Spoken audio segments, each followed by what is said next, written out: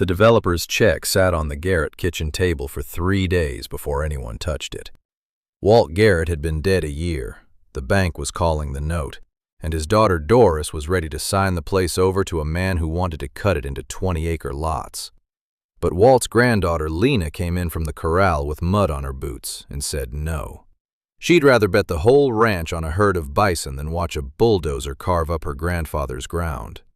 The county laughed. Her mother nearly took her to court, and then the driest summer in 40 years lit a fire that ran straight for the Garrett fence line.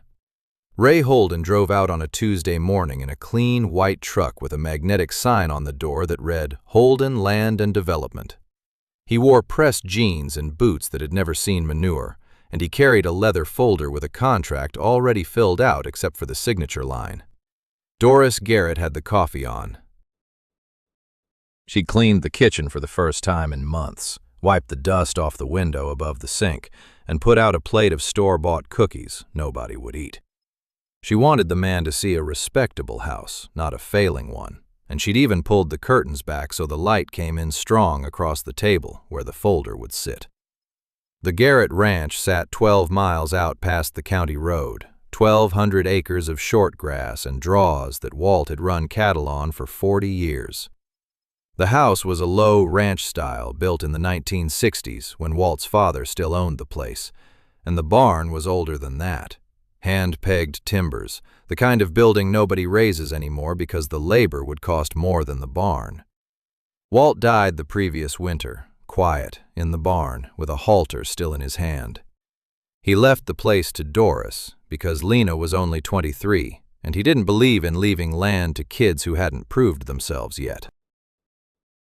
He also left a load of debt nobody mentioned at the funeral, back taxes on the South Quarter, and an operating note at the bank that had rolled over so many times the interest was eating the principal. Ray opened the folder on the table and turned it so Doris could read the number. The offer covered the back taxes, paid off the banknote, and left roughly $40,000 after closing. To Ray, it was a fair price for tired ground in a county where the young people had already left for the oil fields or the city. To Doris, it was the first breath she'd taken in a year, the first morning since December where the weight on her chest lifted a little, and she sat up straighter in Walt's chair just reading the figure. Ray talked about the future the way developers do, easy and confident. A subdivision of 20-acre ranchettes with a paved access road and a name like Garrett Springs or The Meadows at Garrett Ridge. He said the county was growing, that people from the city wanted 5 acres into view, and that the ground was worth more cut up than it would ever be whole. He'd bought 3 ranches in the valley already that year, and he told Doris she was making the smart move, the one most folks put off until the bank made it for them. Doris reached for the pen. Lena came through the back door with her chore coat still on, her boots leaving wet prints on the clean floor. She'd been out since 5, feeding the last 6 cows Walt had left, the ones too old to sell for much, and she carried the smell of hay and cold morning in with her. She looked at the folder, then at her mother, then at Ray Holden, and she set her hand flat on the page before Doris could sign. Lena told him no. Doris told her it wasn't her name on the deed, and that the bank didn't care which of them wanted to keep the place if neither of them could pay for it. Ray smiled the way men smile when they've heard this before. The stubborn kid, the daughter who can't let go, and he said he'd leave the contract and come back Friday. He drove off down the gravel lane, and Doris sat down hard in Walt's chair and asked her daughter what in the world she thought she was doing. The county heard by noon the next day. At the feed store, a man named Dale Harper leaned on the counter and told anybody listening that the Garrett place was bought and paid for, just waiting on a signature. He said the only thing holding it up was a girl who didn't know the difference between a ranch and a hobby. A couple of the older ranchers shook their heads, not mean, just tired, the way people do when they've watched too many family places go under to bother arguing about it anymore. One of them said the bank would settle it either way, and that Lena would thank her mother in 5 years when she had a house in town and a paycheck. Lena didn't go to the feed store that week. She sat in Walt's chair after Doris went to bed. The contract and the bank statements spread across the table, and she tried to figure out how a person keeps something they can't afford by doing the thing nobody else would try. The numbers didn't work with cattle. She'd run them a dozen times, and they didn't work with nothing, and they barely worked with selling the old cows for what they'd bring. The answer she kept coming back to wasn't hers, and it wasn't new. It was Walt's. 12 years earlier, Lena rode the back pasture with Walt on a horse she could barely stay on, watching him read the ground the way other people read newspapers. He pointed his hat at a draw where the creek used to run year-round, and told her bison worked this country before the cattle did, before the fences, before anybody with a deed showed up and decided grass was something you owned. He said the old herds came through in the millions, that they'd moved with the seasons and the fire, and that the ground had grown up expecting to be eaten and walked on and left alone in turns. She didn't understand most of it then. She was 12, and the words sounded like the kind of thing old men say when they want the young ones to stop talking. But Walt wasn't lecturing. He was showing her something he'd spent 40 years noticing. The way the creek had thinned since he switched to year-round grazing, the way the willows had pulled back from the South Fork, the way the ground got harder under the hoofprints every summer. Cattle were lazy about water, he said, and they'd find a creek and stay there until they'd eaten the banks bare and trampled the willows into mud. Bison weren't built that way, he said, because they moved. They hit a piece of ground, took the grass, left their manure, and kept walking. And the ground rested behind them the way it was supposed to. He told her the ground didn't need to be fixed. It needed to be left alone, the right way. She repeated it back to him like a kid does, word for word, and he laughed and said she'd know what it meant when she had to. She didn't think about it again for a long time, not really, except that the line stayed in her the way a song stays, something you can sing without knowing where you learned it. The night Ray left the contract, Lena pulled down Walt's old binders from the shelf behind the wood stove, the ones with the clippings and the sale records and the notes he'd kept in a hand that got shakier every year. There were 40 years of rainfall counts in there, and calf weights, and the names of bulls he'd bought and sold, and a whole section on grass he'd started in the 1990s and never finished. Tucked in the back was a brochure from a bison association, dog-eared, with a phone number written on the corner in Walt's writing. He'd looked into it once and never done it. Maybe because the money wasn't there. Maybe because Doris would have left him over it. Maybe because a man who'd run cattle 40 years doesn't switch herds at 60. Lena read the brochure twice. She read the bank statement twice. The bank wanted the note current in 90 days or they'd foreclose, and the operating money was gone, and the 6 old cows wouldn't cover a month of feed.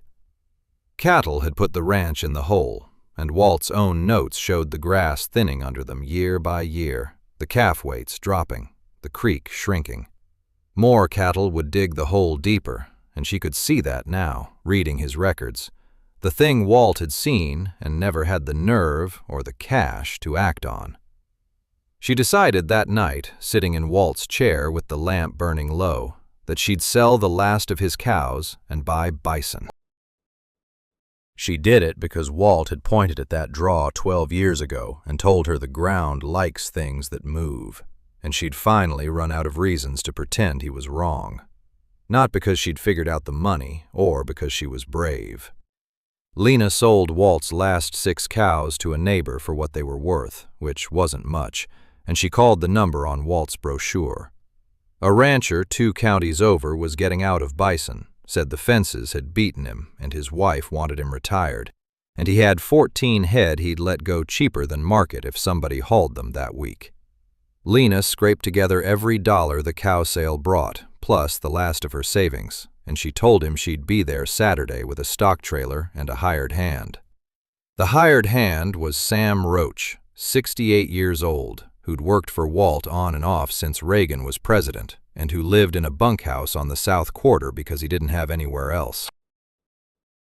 Sam didn't ask questions when Lena said they were hauling Bison. He just loaded the trailer, checked the tires twice, and drove with both hands on the wheel the way he did everything, steady and without complaint. They drove 3 hours over the pass in the dark, the trailer rattling behind Sam's old truck, and they pulled into the other ranch as the sun came up. They backed the trailer into the corral at the Garrett place at dawn on Sunday, and the Bison came off in the gray light, looking like something that belonged to a different century. The cows were near 1,200 pounds, calm, indifferent to the 2 humans standing on the fence. The bull was wider across the shoulders than the hood of Sam's truck, and he walked into the pen the way a man walks into his own kitchen, like he'd already decided the place was his. An adult bison eats about 25 pounds of grass a day, and a mature bull can weigh close to 2,000 pounds. Lena stood on the fence rail looking at the bull, and felt the size of what she'd just done settle into her chest like a stone. Sam spat over the far rail and said they'd need a better fence than the one Walt built. Lena said she knew. Sam said Bison would walk through a cattle fence the way a man walks through a screen door, and that Walt's west line was 5-strand barbed wire strung for cows that mostly wanted to stay where the hay was. He'd seen Bison work in his younger years, on a place up near the reservation, and he told Lena on the drive home that the only fence that held them was tall and tight and mean. The county heard about the Bison before the sun was over the ridge. By Monday morning, the diner had the story, and Dale Harper told the counter that Lena Garrett had traded cows for buffalo, and the buffalo would be gone by fall. A man at the back table bet Dale $20 the bull would tear through the fence inside a month. Nobody took the other side of that bet, and somebody said it was a shame about Walt's place, meaning the girl was going to lose it either way, and the table moved on to the weather. The fence was the hard part. Lena and Sam spent 3 weeks rebuilding a half-mile of the west line by hand, pulling the old posts, driving new ones deeper with a manual post driver, stringing high tensile wire tighter than Walt ever kept it. Sam's shoulders gave out twice, and he soaked them in a bucket of ice water and went back to it. Lena blew through 1/3 of her remaining cash on wire and posts and a charger for the electric top strand, and by the end of the 3rd week, her hands were so torn up she couldn't close them all the way at night. She drove the last post on a Thursday evening with the light going gold over the hill, and Sam ran the wire while she held the stretcher. They stood back and looked at it, and neither of them said it was enough, because it wasn't. It was just what they could afford. The Bison didn't tear through the fence. The bull walked the west line once, pushed his nose against the top strand, and turned back toward the grass. Sam watched him do it and said quiet that the bull had decided to stay. It was the first thing that had gone right since Walt died, and Lena didn't trust it, because nothing on that ranch had gone right in a year, and she'd learned not to count on anything that looked like a break. Doris hired a lawyer the week the fence went up, a man from town who handled estates and who told Lena plainly that her position was thin. The deed was in Doris's name. Walt had left it that way, the old man's last bit of control from beyond the grave, making sure the mother could sell if the daughter wouldn't see reason. The debt was in both their names, which meant Doris could sell to pay it and Lena couldn't stop her. And the only thing keeping the paperwork moving was that Doris hadn't actually signed yet. Doris didn't sign because some part of her knew what it would do to Lena, and because she kept hoping Lena would come to her senses before the bank did it for them. But the lawyer gave Doris the force she needed, and she used it the way a tired person uses the only tool they've got left. She told Lena that the ranch was theirs to lose together, and that betting it on buffalo was risking the last way out for both of them, and that Walt would never have asked them to go down with the place. Ray Holden came back out the next weekend and raised the offer. Now it covered the back taxes, cleared the banknote, and left $90,000 after closing. He'd done his math on the drought values coming in across the county, and he knew the Garretts were cornered. And he brought a printed map this time, showing where the access road would run and which lot the home place would sit on. He told Doris, not cruelly, that it was a fair number for tired ground and that he'd hold it for 2 weeks. and he told Lena, almost gently, that there was no shame in taking a deal that let everybody keep their dignity. The same week, the bank called the operating note. The officer, a younger man who'd inherited the Garrett account from a lender who'd retired, said they needed the note current in 90 days or they'd start foreclosure. He said it the way bankers say those things, polite and final, like weather, and he offered to put Doris in touch with a couple of buyers if she wanted. Lena stood at the bank counter and felt the walls close in the way they do when you realize the clock has started and nobody is going to stop it for you. Lena and Doris had it out in the kitchen on a cold night, the contract on one end of the table and the bank letter on the other. Doris wasn't greedy, and she wasn't stupid. She'd watched Walt work himself into the ground for 40 years on a place that never quite paid, and she'd buried him in December with the halter still in his hand. She was tired in a way that showed in her shoulders and in the way she held her coffee cup with both hands. She looked at Lena across the table and said Walt had loved this dirt more than he'd loved either of them. Lena couldn't argue it all the way. She knew there was a piece of it that was true, that Walt had stayed out on the ground more nights than he'd stayed in, that the ranch had come first her whole life, and her mother had come second to it every single time. She told Doris she wasn't trying to be stubborn, that she was trying to do what Walt would have done if he'd had the nerve. Doris said Walt would have taken the check, and they both knew that wasn't quite right, and they left it there, with the contract still open between them. So Lena had 90 days, a mother who could sign out from under her whenever the patience ran out, and a herd of bison that hadn't earned a dime. The only door left was the one she'd been avoiding, the one where she made the land itself pay enough to scare the bank off. She started moving the herd the next morning before the sun was up, stringing electric wire in the dark because the clock didn't wait for daylight. Lena split the ranch into paddocks with temporary electric wire, the kind you can roll up and move in an afternoon, and she began shifting the bison every few days. The idea was old, older than fencing. A herd hits a piece of ground hard, eats the grass down, tramples the dead thatch into the soil, leaves its manure, and moves on before the roots give out. Then the ground rests, and the grass comes back thicker than it was, because the roots got a chance to store instead of being grazed flat all season.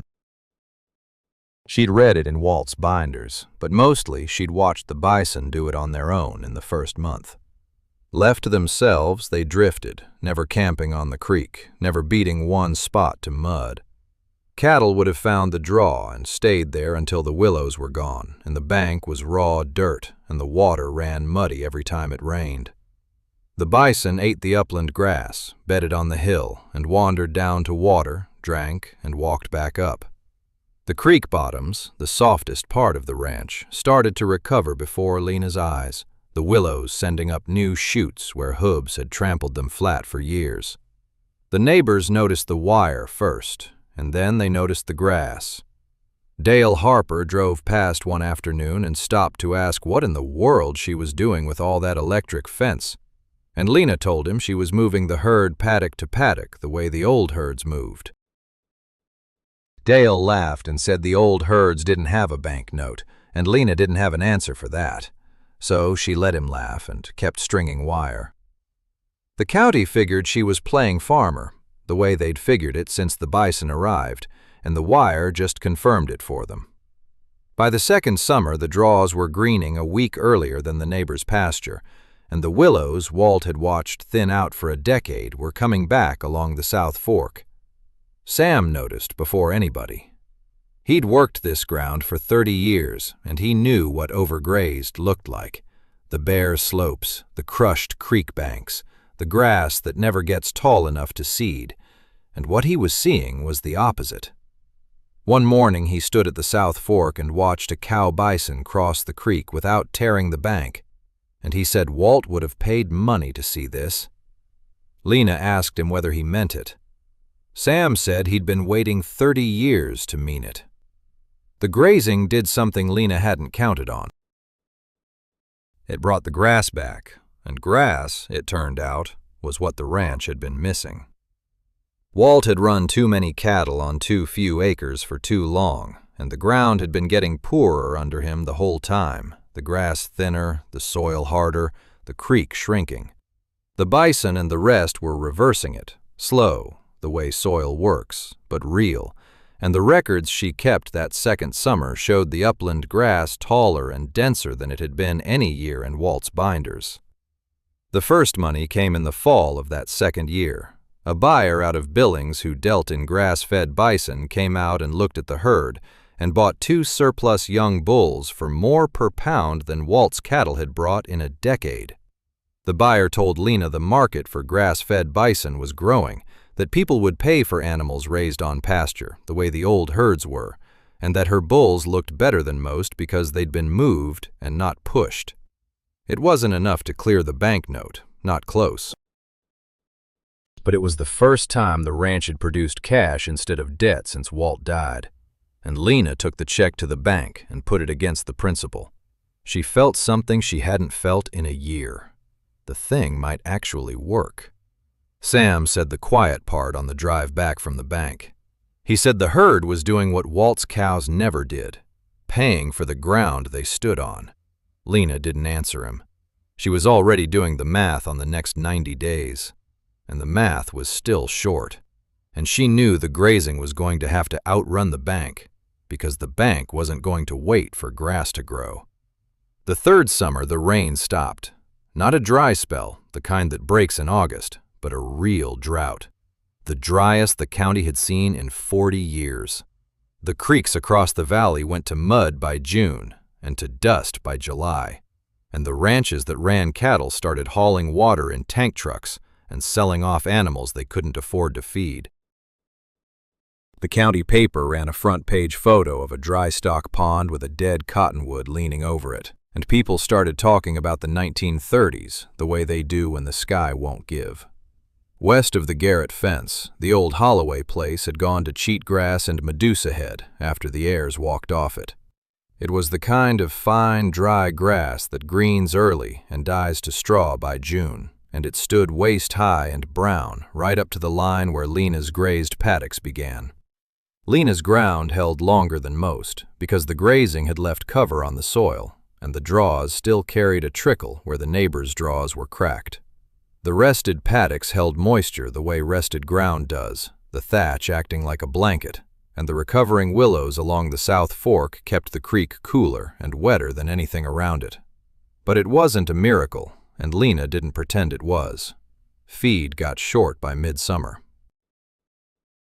The bison could eat rougher forage than cattle. They'd evolved for hard, dry plains.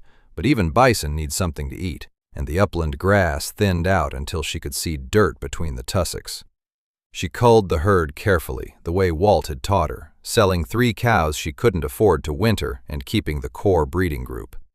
Every sale felt like cutting into the thing she was trying to build, and every dollar went straight to the bank, and the note still wasn't current. Sam hauled water twice a week from a neighbor's well, a favor that wouldn't last, and the electric bill on the pump ran higher than the grocery bill. The neighbor with the well told Sam gently that the favor had a season on it, and Sam came back and told Lena, and they both knew what that meant without saying it out loud.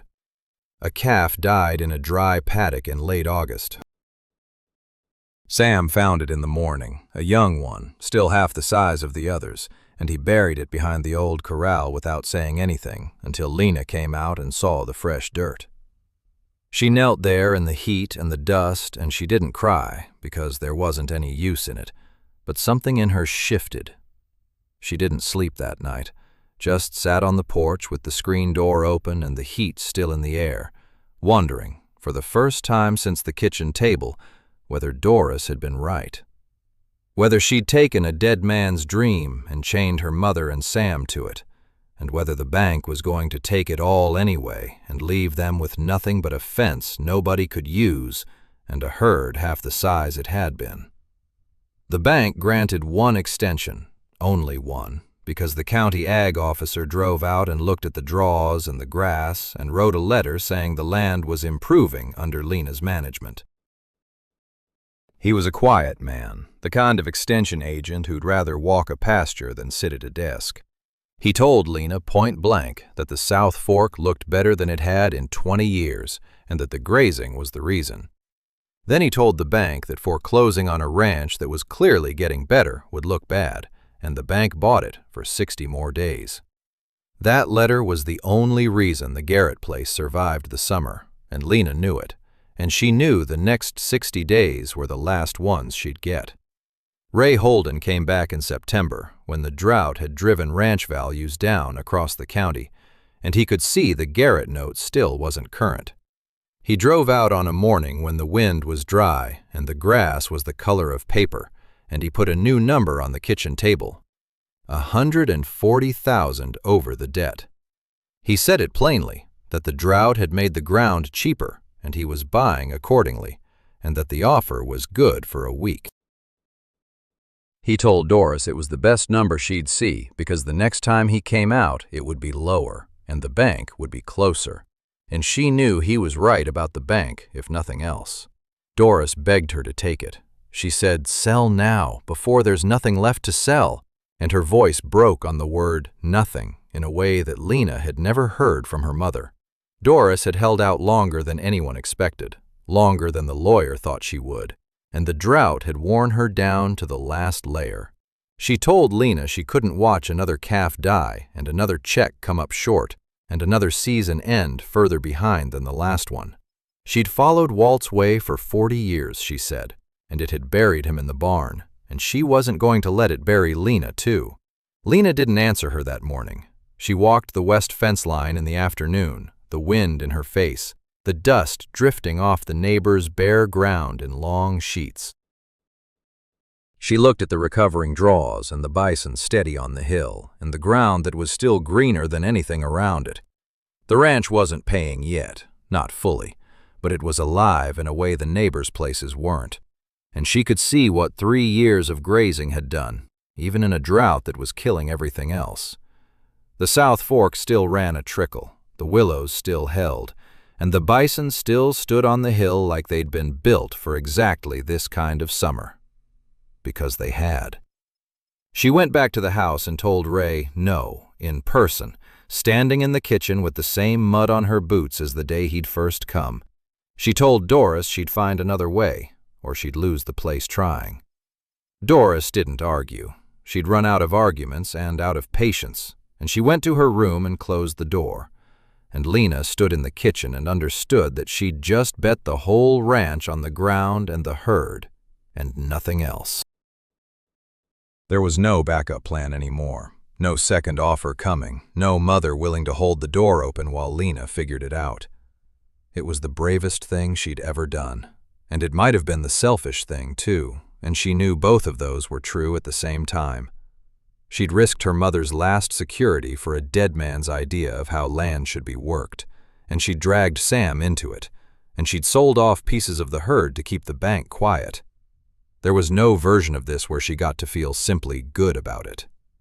The story doesn't pretend that was simple, because it wasn't, and anybody who tells you a choice like that is clean has never had to make one. The smoke showed up on the ridge at 2 p.m, 2 days later. A grass fire had started on the Holloway place to the west, the ranch that had been overgrazed for years and then half abandoned when the old man died and the heirs didn't come back. Cheatgrass and Medusa head had taken the worn-out ground, the kind of fine, dry grass that greens early in spring and dies to straw by June. And the drought had turned it to tinder. A 40-mile wind pushed it, and the fire covered a mile in minutes, throwing embers a quarter-mile ahead of the flame. The county sheriff called it in on the radio as a running grass fire with structures threatened, and the volunteer department turned out, but everybody on that road knew the trucks wouldn't get ahead of something moving that fast. Lena and Sam saw the smoke at the same time from the corral. There was no time to call for help that would arrive in time, and no way 2 people fight a fire that size. Lena ran the bison into the central paddock, the one they'd grazed down hardest earlier in the season, and the herd went in calm, the way bison do, because nothing in their blood told them to panic about smoke. Sam turned on the sprinklers at the home place and soaked the roof and the ground around the barn, and Lena soaked the fence posts on the west line and the dry grass along the corrals. They couldn't stop the fire. They could only hope the ground did something the neighbor's ground couldn't.